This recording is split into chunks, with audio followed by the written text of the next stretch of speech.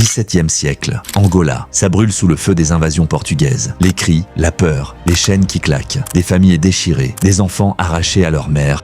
Nzinga, fille du roi, voit tout ça. Elle voit son père mourir, son peuple pleurer. Mais au lieu de s'effondrer, elle fait un choix fou, la guerre. Elle choisit de devenir la voix des sans-voix.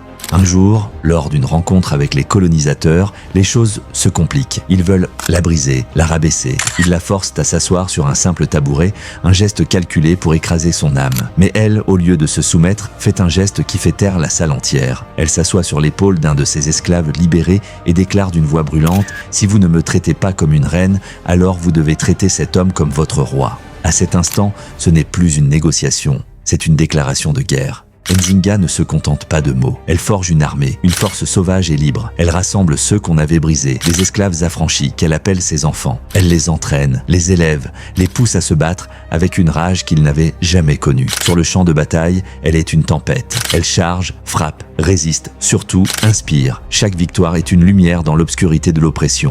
Mais la guerre a un prix terrible. Malgré son courage, Nzinga doit faire face à une trahison qui la brise presque. Un de ses plus proches alliés la livre aux Portugais, espérant négocier sa propre survie. Nzinga est capturée, seule, trahie par ceux en qui elle avait confiance. Elle est enfermée, humiliée, sa vie suspendue à un fil. Les jours s'étiraient dans le silence et la douleur, tandis que l'ombre de la mort planait au-dessus d'elle. Alors qu'on la condamnait à une mort certaine, une ruse inattendue vint la sauver. Grâce à la loyauté d'un serviteur fidèle qui risqua tout pour elle, Nzinga réussit à s'échapper. Un miracle dans un monde où peu en ont la chance. Nzinga redevint libre, plus déterminée que jamais à continuer la lutte pour la liberté de son peuple. Nzinga Membande est plus qu'une reine. Son nom, c'est l'écho de ceux qu'on voulait effacer. La force de tous les opprimés qui choisissent de se battre plutôt que de se courber. Aujourd'hui, quand tu entends son histoire, rappelle-toi, la vraie puissance, c'est celle qui brûle en toi, même quand tout semble perdu.